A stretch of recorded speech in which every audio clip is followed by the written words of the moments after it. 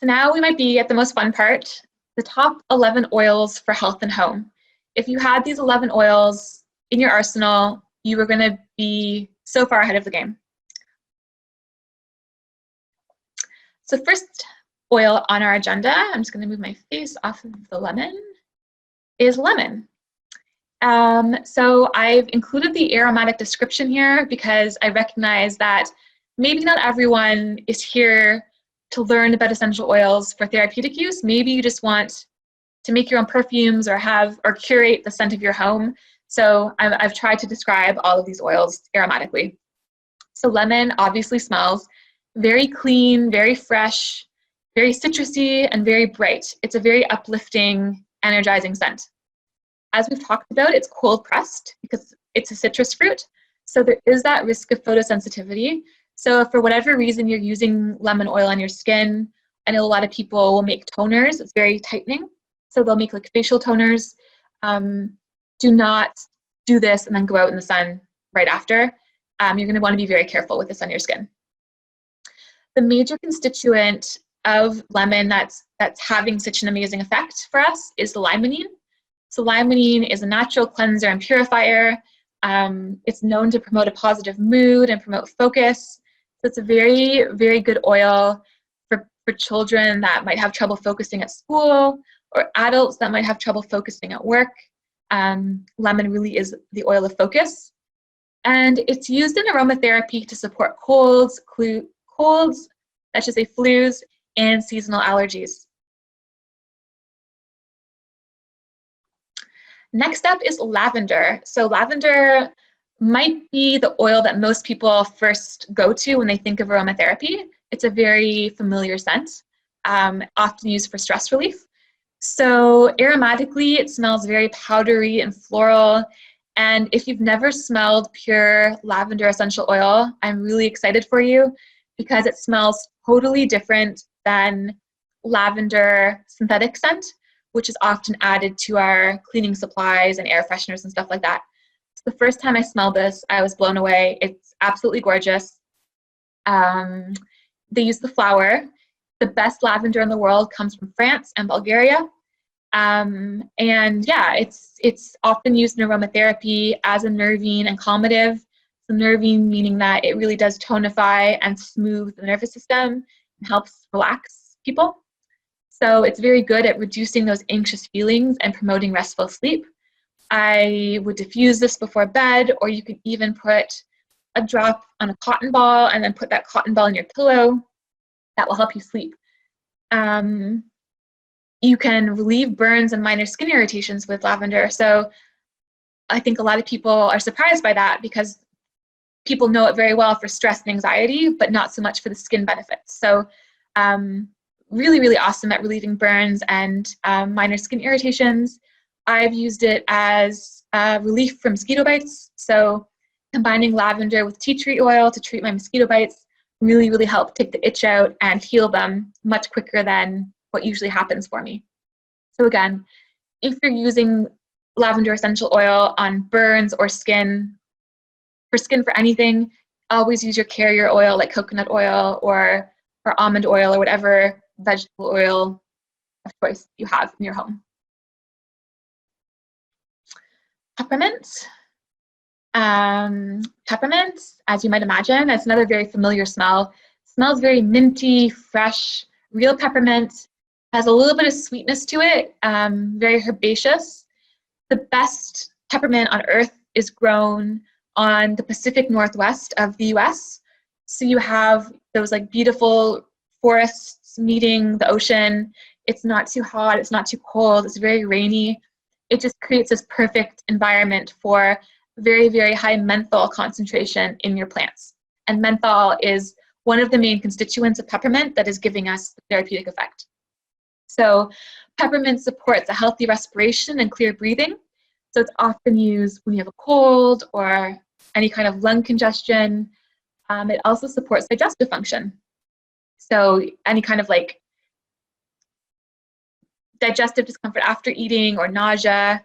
And this is a perfect example of how secondary metabolites hit multiple systems. So some people ask me, well, I don't understand how peppermint and help the lungs and help the stomach. Like, that doesn't make any sense to me.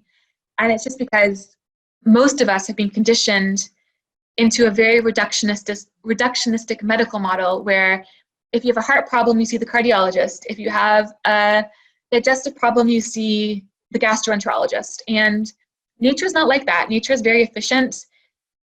Plants are very economical, so it's totally natural that peppermint oil or any oil can be used to target multiple things in the body. But back to peppermint, it has a very energizing and uplifting aroma. I will smell this one in the afternoon if I need that pick-me-up. So instead of reaching for my coffee, I'll reach for my peppermint oil, and it wakes me up. It has a very cooling sensation on the skin. So again, it's very important that you use a carrier oil of some kind if you're going to use this on your skin, because it can shock your body. I use it for headaches, for tension headaches. It's very cooling, so I'll rub it on my temples or the back of my neck. If I'm overheated or have a slight fever, I will also use it to cool my skin using like a cold compress, which is a couple of drops of peppermint oil, kind of extra oomph. Frankincense. So frankincense is a unique one because it actually comes from a resin, which you can see the little picture here. And the resin grows on a tree. So it's almost like a sap, but not quite a sap. And it's very warm and spicy and earthy smelling. It does kind of smell like church. It has that very divine connection. Most religions have some kind of relationship with frankincense. So you'll probably, if you've been in any kind of place of worship, will recognize the smell. Again, we've talked about how frankincense essential oil has a different chemical composition than a frankincense resin proper, and the extracts from frankincense resin don't necessarily equate the therapeutic effects of the oil. So frankincense comes from Somalia and Oman, the Middle East, and those Eastern African countries there. As I said, it grows in a tree. It's a very mindful process harvesting this resin because people actually have to get up the tree and scrape it off. And it takes a long time to get enough frankincense to make this beautiful oil. So it makes sense to me that that's a very mindful process, why frankincense is a very calming, soothing oil.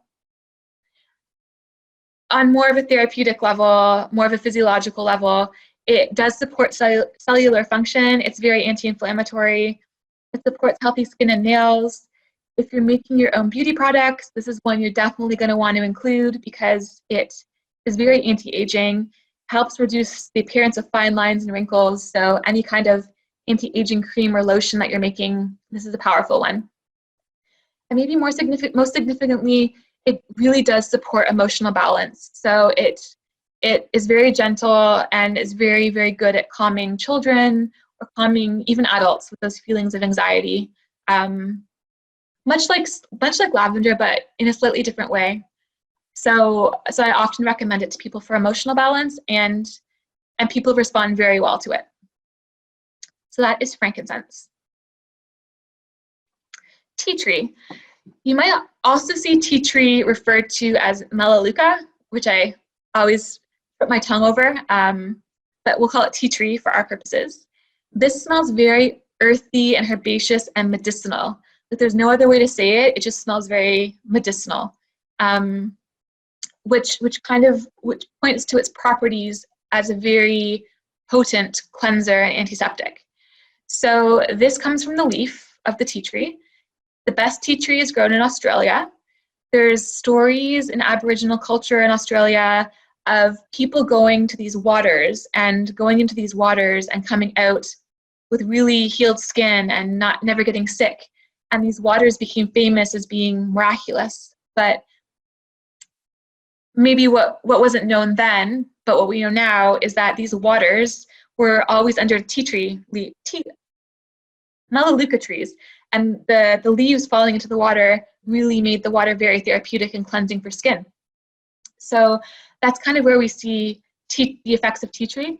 It's very cleaning and purifying, as I said. So anything, I use it to clean my bathroom because it's antifungal and antibacterial. I use it to clean like my makeup brushes and my hairbrush. There's studies showing that it can actually disrupt the biofilm of bacteria. So it's very therapeutic for cleansing wounds or scrapes or cuts or acne, razor burn, any kind of little tiny skin infection like that.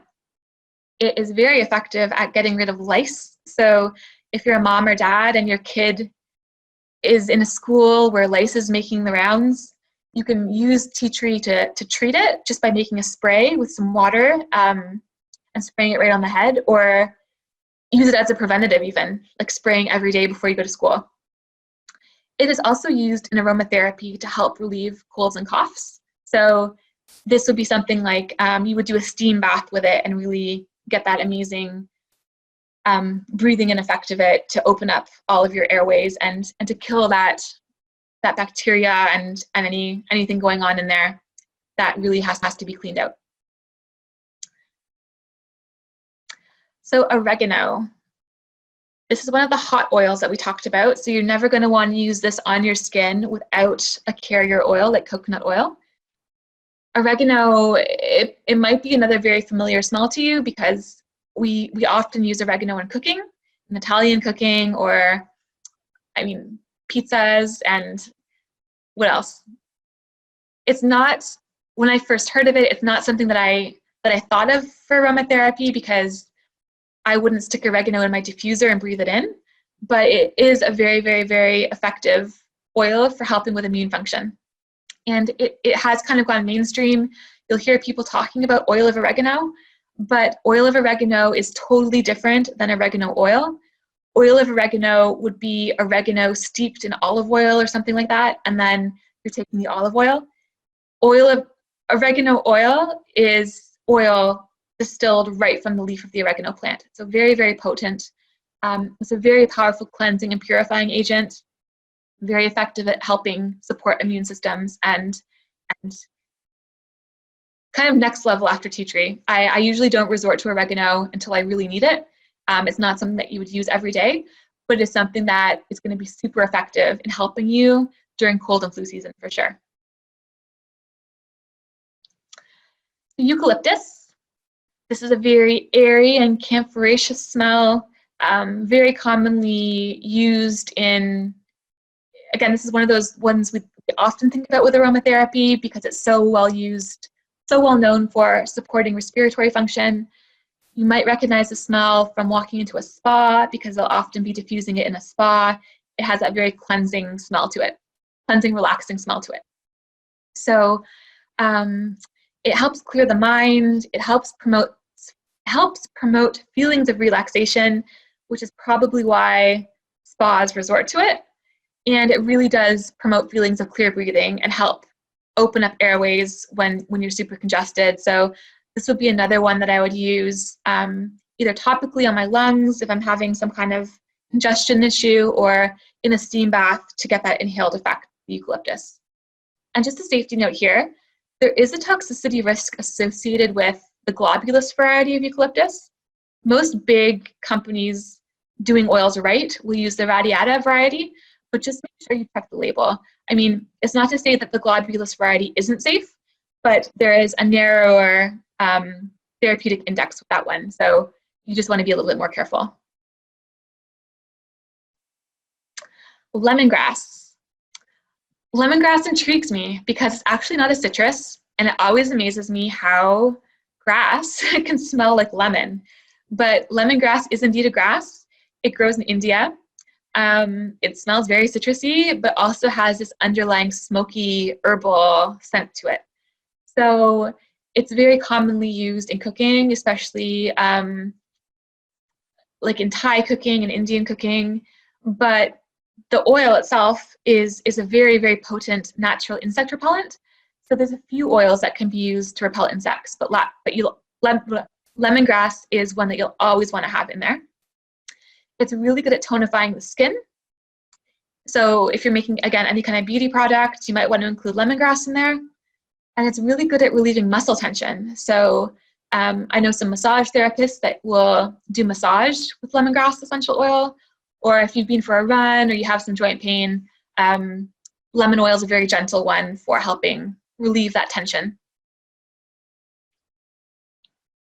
Clove. So clove comes from these buds. It's kind of unique. I'm always kind of fascinated by non-traditional plant oils. So frankincense always gets me because of the resin, and clove always gets me because I don't know another plant that looks like this. So I'm sure there is, but just for purposes of this discussion. Clove reminds me of Christmas. It smells very spicy and warm and woody. I've heard some people say it has this sub note of leather. It does come from the bud of the plant. And when you think of clove, you want to think about oral health. So there's lots of evidence looking at clove to support oral health and gum health and gingivitis and anything happening in the mouth. So you can make a recipe where you can make a mouthwash or a toothpaste with clove oil. Kind of cool. Because of those effects, it's also often used to support immune function. And it's a major ingredient in a blend called thieves oil that we're going to get to at the very end. So when I think of clove, I think of oral health, and if I want my house to smell like Christmas, I will diffuse clove with orange and cinnamon, for example, and it smells really, really good. That brings me to orange. So again, because it's a citrus plant, we do have the risk of photosensitivity. So you're going to want to be very careful using orange on your skin before going out in the sun. It smells beautiful. I think we've all peeled an orange in our life. We all know what it smells like when you accidentally dig your fingernail into the peel and burst a little oil sac. So it's a little bit sweeter than lemon, but has the same major constituent in limonene. So much like lemon, orange can be a very cleansing, purifying oil. You can definitely use it as a cleaner instead of lemon rather. But it is slightly different, does have slightly different constituents in addition to the limonene. So you know that orange can be used to act as a calming agent for the nervous system. So you can inhale orange oil to bring yourself down and just calm down. It's also often used in aromatherapy as a carminative and an antispasmodic.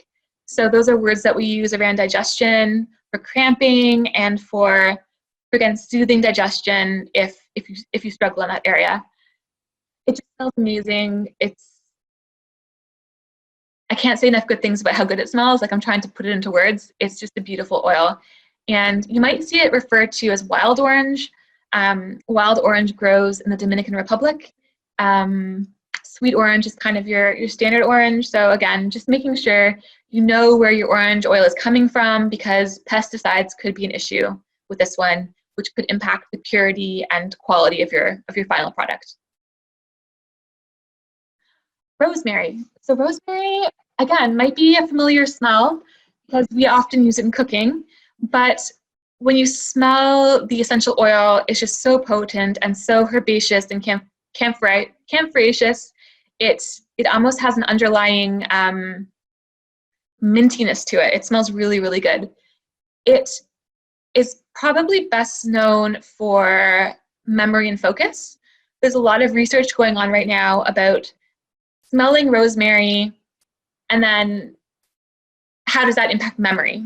So students writing exams, people suffering from dementia and Alzheimer's, can rosemary oil help them? So lots of really cool research happening in that realm of things. It also is known to reduce nervous tension and fatigue. And the fatigue piece is really cool because there's a few studies showing that it helps with jet lag.